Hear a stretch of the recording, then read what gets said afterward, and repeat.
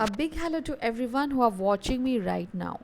This is Manisha Vaidya again with a learning session for a lesson which is taken from 12th Standard Kumar Bharati textbook new syllabus unit number 1 1.6 Into the Wild. But before moving further, let me introduce the writer of this lesson. He is Mr. Kiran Purandare.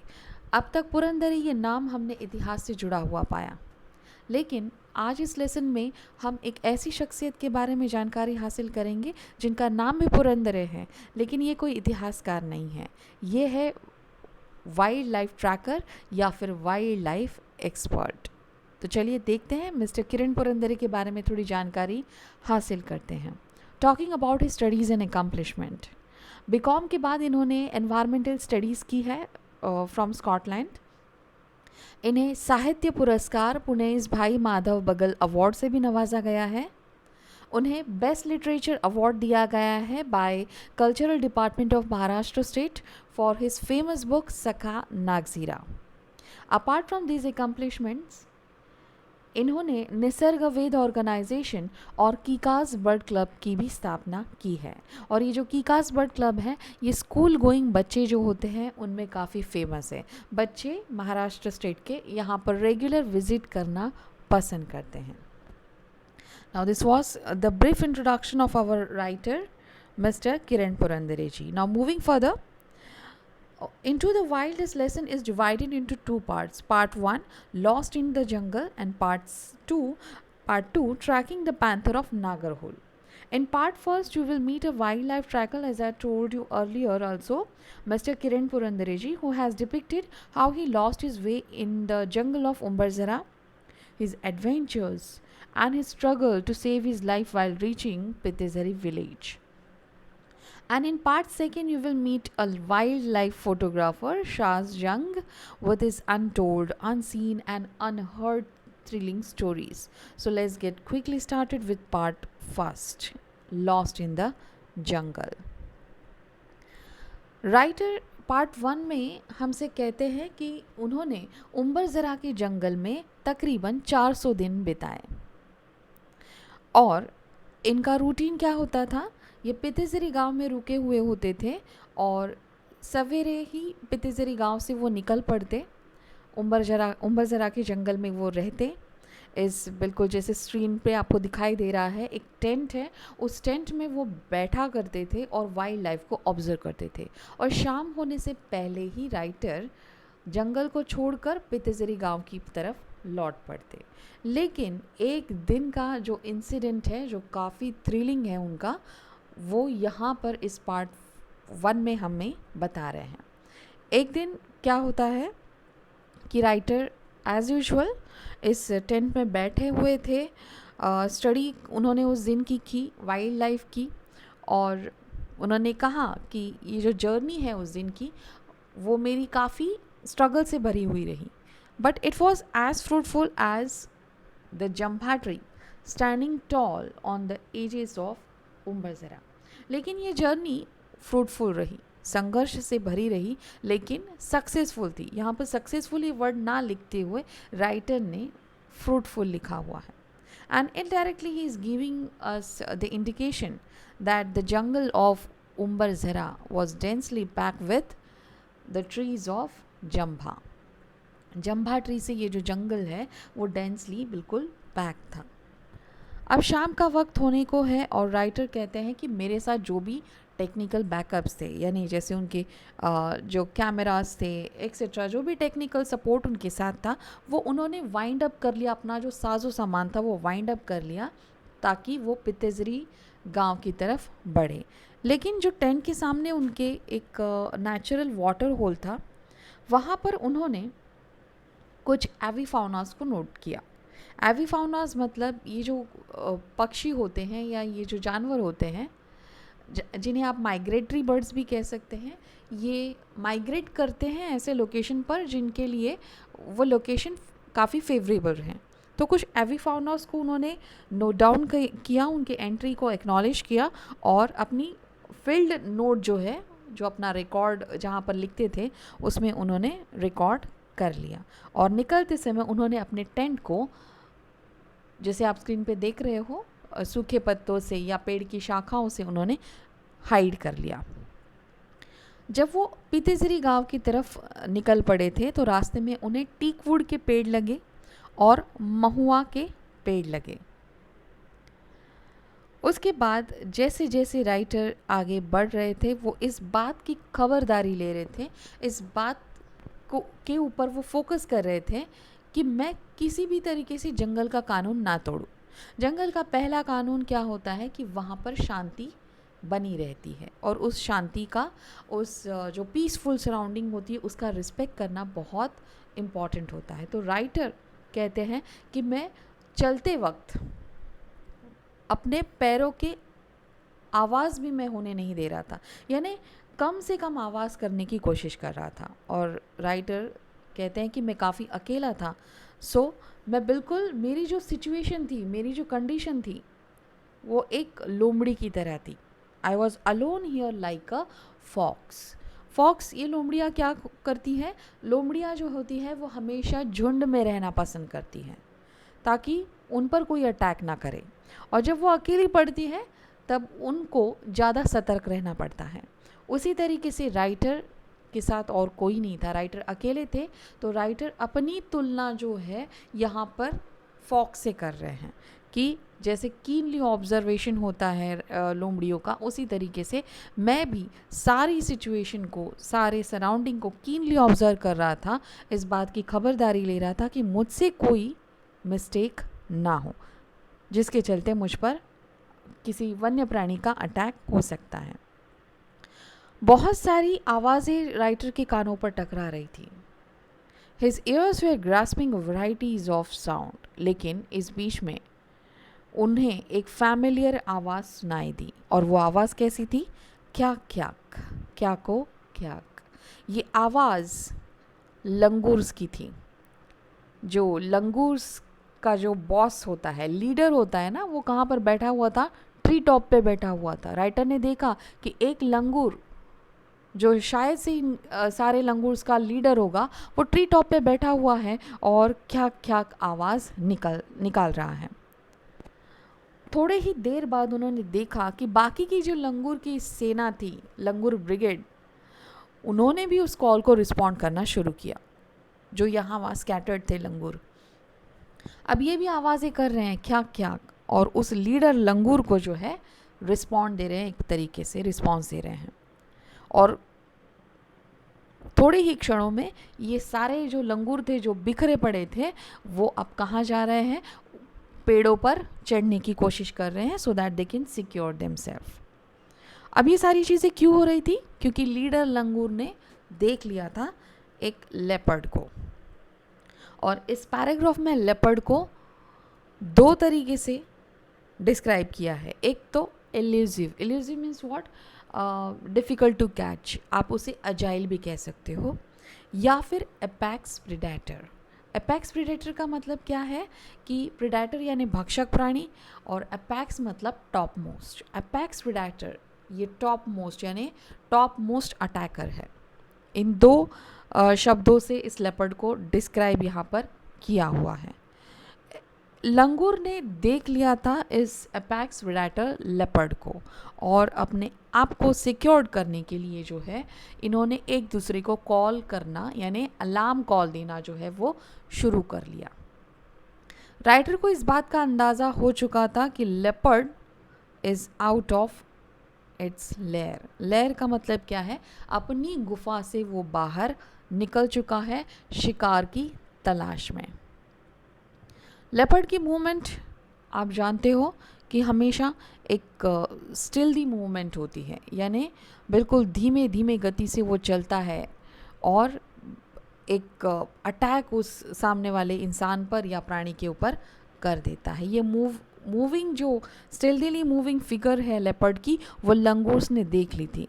अब सोचो अगर हमारे जैसे commoners वहाँ पर होंगे तो हम क्या करेंगे? हम बिल्कुल पैनिक हो जाएंगे इन जंगली जानवरों की आवाज़ सुनकर।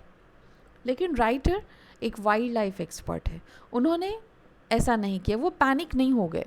उन्होंने बड़ी चतुराई से, बड़ी होशियारी से उस लंगूर को स्कैन किया कि लंगूर किस दिशा में देख रहा है, क्योंकि जानवर यूं ही आवाज़ नहीं करते, और जब जानवर आवाज़ करेंगे तो इस बात का वो इंडिकेशन होता है कि उन्हें कोई खतरे का अंदेशा हो चुका है।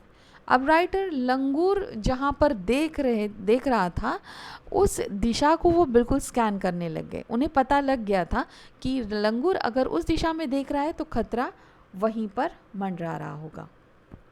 एनीवेज राइटर आगे बढ़ते हैं और अभी भी राइटर को बहुत सारे जानवरों की आवाज़ें सुनाई दे रही है। उस बीच में राइटर और एक आवाज़ को पहचान लेते हैं, वो होता है 4 हॉर्न एंटेलोप का। आप स्क्रीन पे देख सकते हो कि ये जो जानवर है इसके सिर पर 4 सिंग बने हुए हैं, 4 सिंग है। इसको 4 हॉर्न एंटेलोप भी कहते हैं। अब इसने भी उन जानवरों के आवाज़ में अपनी आवाज़ मिला ली, क्योंकि इन्होंने भी देख लिया, इन एंटेलोप्स ने भी देख लिया था जो लेपर्ड है वहीं कहीं घूम रहा था।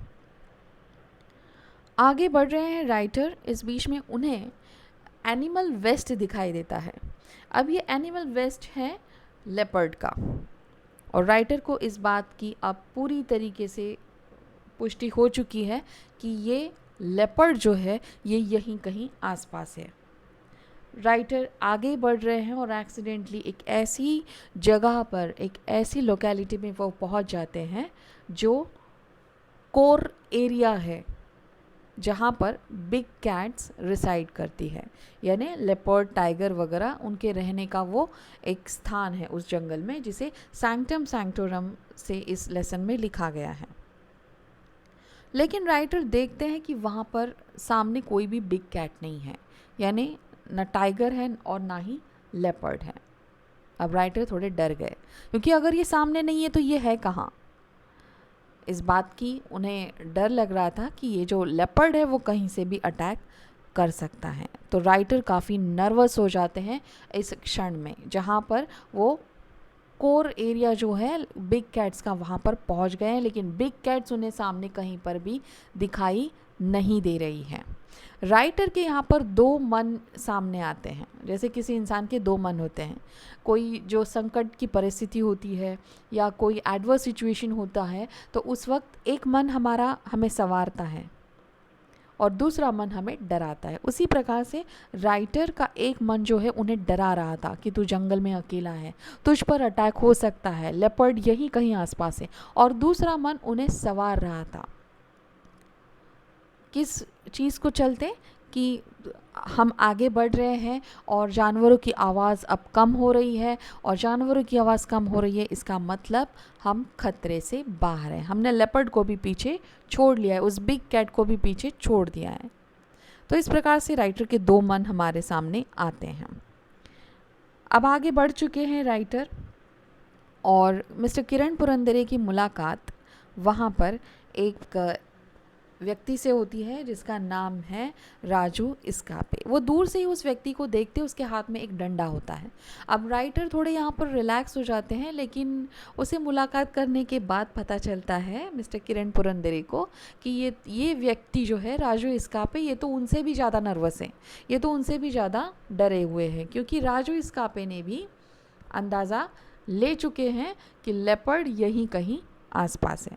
अब ये राजू इस्कापे जंगल में क्या कर रहे हैं, तो वो लकड़ियाँ तोड़ने के लिए, लकड़ियाँ जो लॉग्स होते हैं उनको कलेक्ट करने के लिए वहाँ पर आए हुए होते हैं।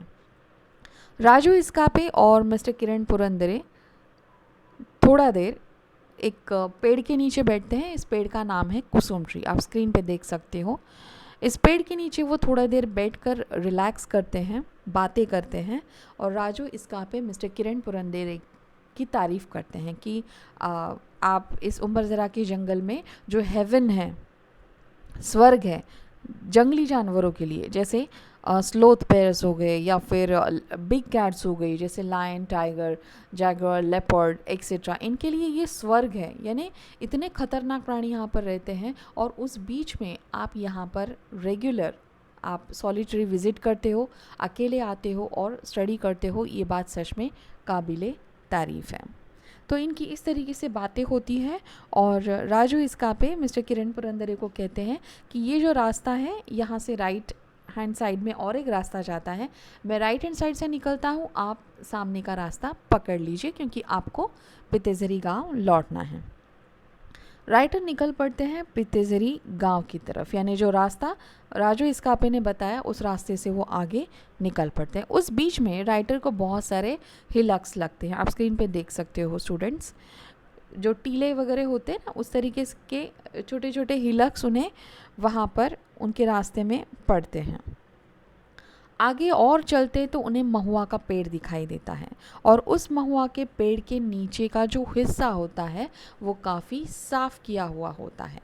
राइटर थोड़े से वहाँ पर कंफ्यूज हो जाते हैं, क्योंकि उन्हें ऐसा लगता है कि जब मैं पित्तेजरी गांव से उम्बरजरा के जंगल की तरफ जा रहा था तो ना तो मुझे ये महुआ का पेड़ लगा, और ना ही कोई ऐसा पेड़ मैंने देखा कि जिसके नीचे की जगह काफ़ी साफ हो की गई हो। राइटर को कुछ क्षण के लिए ऐसा लगता है कि शायद मैं गलत रास्ते से जा रहा हूँ, या मैंने अपना रास्ता गलती से इस ट्रेल को मैंने चूज़ किया हुआ है। एक डस्की ट्रेल उन्हें दिखाई देता है आगे। वो कहते हैं कि चलो इस रास्ते पे मैं नहीं चलूँगा, मैं कोई और रास्ता अपना लेता हूँ। तो एक डस्की ट्रेल लगता है। डस्की ट्रेल मतलब क्या, जहाँ पर मिट्टी का रास्ता होगा। उस रास्ते पर राइटर अब बहुत घाई में चल रहे हैं, क्योंकि सनसेट होने का वक्त हो चुका है, ऑलमोस्ट हो चुका है हम तो ये कहेंगे। और राइटर अब बिल्कुल घाई गड़बड़ में उस रास्ते से निकल पड़ते हैं, और वो रास्ता उन्हें एक रास्ते से लिंकअप करा देता है जो काफ़ी मतलब आप कह सकते हैं कि डेसिडियस ट्रॉपिकल फॉरेस्ट में लेकर छोड़ता है। यानी जंगल तो है, लेकिन यहाँ का जंगल कैसा है, सूखे पत्ते, सूखे पेड़, क्योंकि वहाँ का जो क्लाइमेट है थोड़ा सा ह्यूमिड है, तो उसके चलते यहाँ के जो पत्ते या फिर पेड़ है वो सूखे हुए हैं। अब राइटर पीछे मुड़कर देखते हैं कि मैं कहाँ से आया हूँ और किस दिशा में मैं जा रहा हूँ, क्योंकि ये रास्ता मेरे लिए काफ़ी अनफैमिलियर है। और ऊपर से क्या हो रहा है, सनसेट हो चुका है, अब अंधेरा बढ़ता जा रहा है। राइटर को अब इस बात का अंदाज़ा हो चुका है कि जब वो ट्रॉपिकल फॉरेस्ट में वहाँ पर पहुँचते हैं तो उन्हें ऐसा महसूस होता है कि ये रास्ता मुझे पहले कभी भी लगा नहीं। अब राइटर कंप्लीटली इस चीज़ को एग्री कर रहे हैं कि वो खो चुके हैं जंगल में। वो क्या कहते हैं, good heavens, I am lost in the जंगल। मैं इस जंगल में बिल्कुल खो चुका हूँ, और वो भी वक्त कौन सा है, जब अंधेरा हो रहा है। रात के अंधेरे में, शाम के अंधेरे में जो है किसी जंगल में रास्ता भटकना ये खतरे से खाली नहीं है। राइटर कहते हैं कि मेरी सिचुएशन ऐसी थी कि मैं ज़ोरों से चिल्लाऊं, क्योंकि मैं अपने पसीने में खुद लथपथ हो चुका था। मेरे पसीने छूट रहे थे डर के मारे, और ऐसा लग रहा था कि मैं ज़ोर से चिल्लाऊं, लेकिन मुझे सुनने वाला उस जंगल में कोई नहीं था, जानवरों के अलावा कोई भी इंसान नहीं था। बिल्कुल रोने जैसी अवस्था हो रही थी। बिल्कुल राइटर डर चुके थे कि शाम के वक्त में, इस अंधेरे के वक्त में जंगल में इस तरीके से रास्ता घूमना खतरे से खाली नहीं है। लेकिन राइटर आगे बढ़ते गए। उस बीच में उन्हें एक सीमेंट पिलर दिखाई देता है, और कुछ पत्थर वहाँ पर अरेंज किए हुए होते हैं। एक जैसे बाउंड्री बनाया जाता है ना, उस तरीके से ये बाउंड्री बनाई गई थी। ये बाउंड्री किसने बनाई थी, फॉरेस्ट डेवलपमेंट कॉरपोरेशन ने। अब ये भी रास्ता उन्होंने पार कर लिया। शाम का वक्त है, ऑलमोस्ट अंधेरा हो चुका है। राइटर को इस चीज़ का भी रियलाइजेशन हो चुका है कि वो इस जंगल में बिल्कुल गुम हो चुके हैं। राइटर आगे कहते हैं कि उनके पास 2 बैग्स थी, एक शबनम बैग और दूसरी हैंडमेड बैग। इस शबनम बैग में उन्होंने अपना कैमरा रखा हुआ था, और हैंडमेड बैग में जो है उन्होंने टिफ़िन रखा हुआ था उनका, और उस टिफ़िन में कुछ अभी भी स्टफ़ बाकी था, यानी खाना बाकी था। लेकिन राइटर को खाना खाने की इच्छा नहीं हो रही थी। ऑब्वियसली किसी भी इंसान को नहीं होगी ऐसी सिचुएशन में। राइटर और आगे बढ़ रहे हैं तो उन्हें कुछ बॉक्सवुड ट्रीज भी दिखाई देते हैं।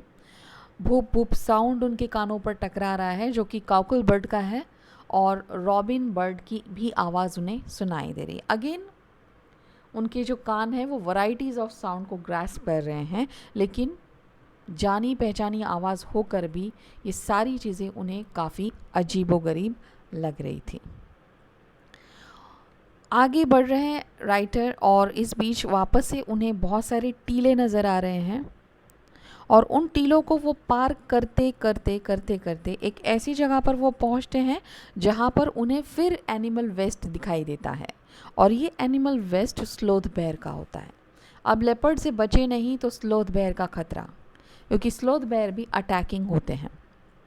और राइटर कहते हैं कि शायद से ये जो स्लोथ बेयर है वो अपने शिकार पर निकल पड़ा है। अब राइटर और भी कॉशन हो गए, और भी प्रिकॉशन वो ले रहे हैं अपने आप को बचाने के लिए। एक मन उनका कह रहा है कि मैं पीछे घूम जाऊं, वापस उसी रास्ते पे निकल जाऊं जहां से मैं आया हूं, उस टेंट में मैं वापस चला जाऊं, एटलीस्ट मैं वहां पर सुरक्षित रहूंगा।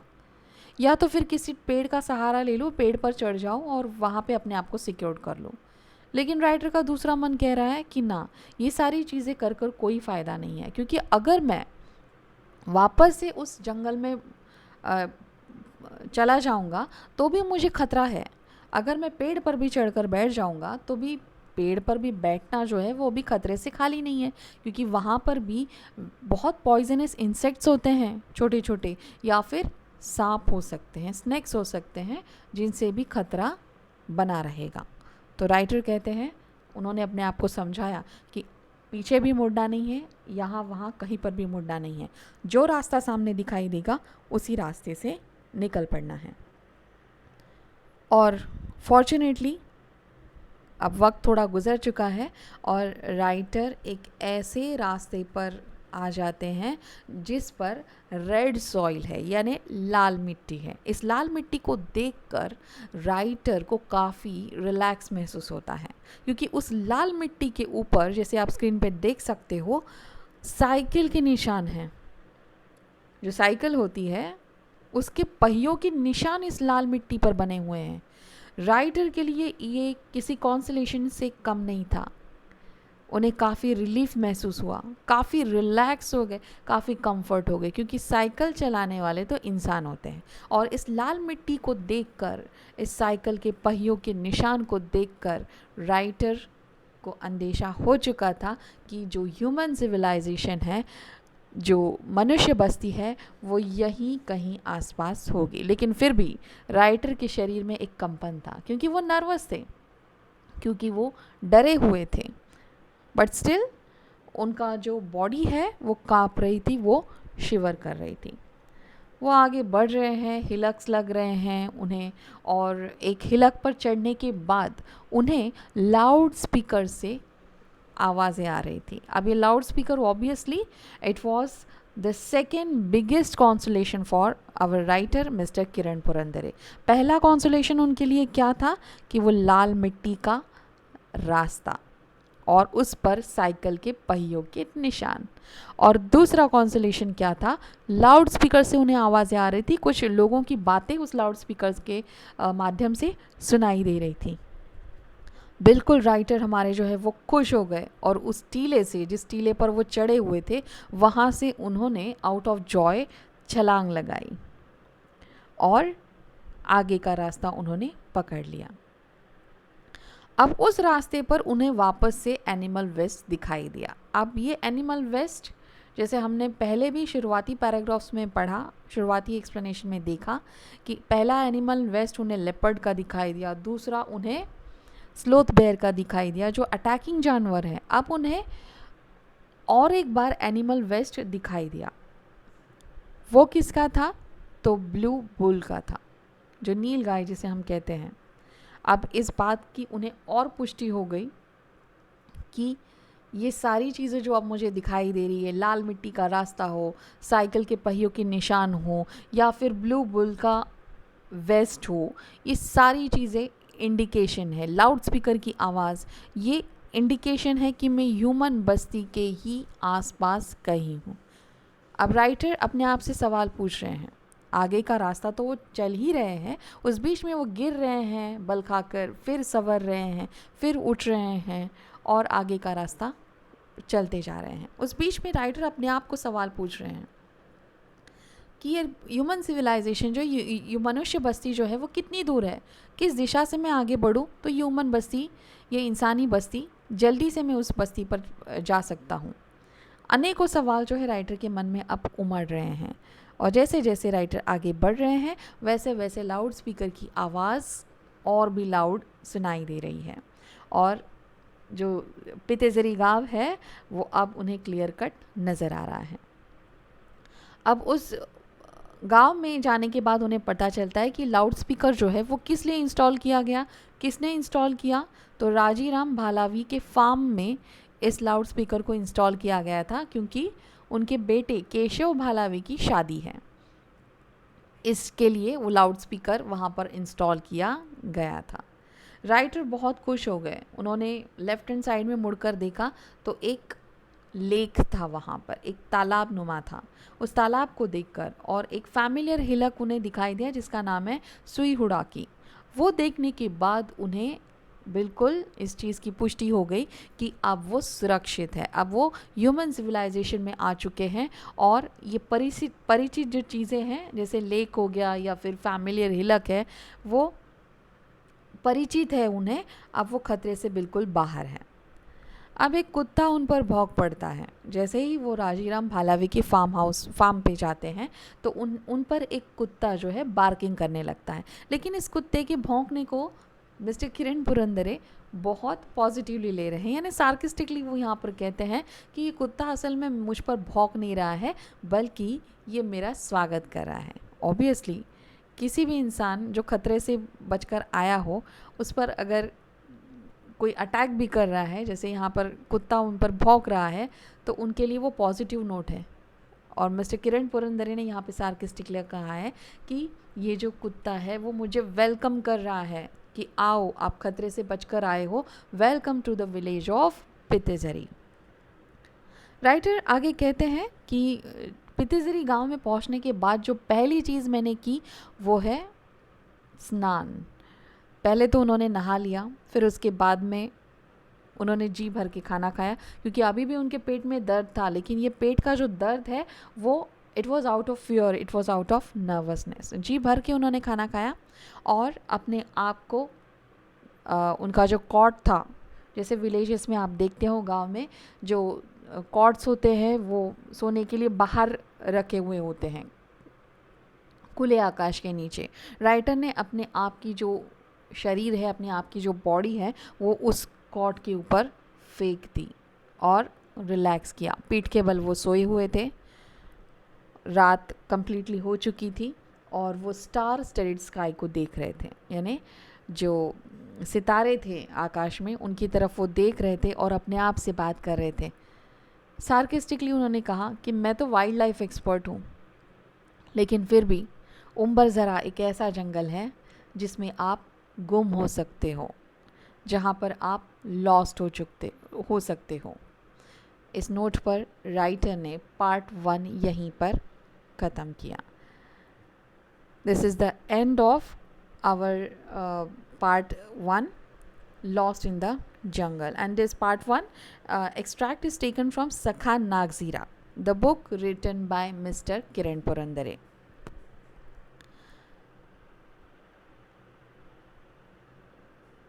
नेक्स्ट वीडियो में हम पार्ट 2 पढ़ेंगे, tracking the panther of Nagarhole, जिसमें शाज जंग की फ़ोटोग्राफी और उनके जो थ्रिलिंग एक्सपीरियंसेस हैं उनके बारे में हम जानकारी हासिल करेंगे। Till then take care of yourself and do like, share and subscribe my channel. If you like the way I explain this topic, please subscribe my channel and support.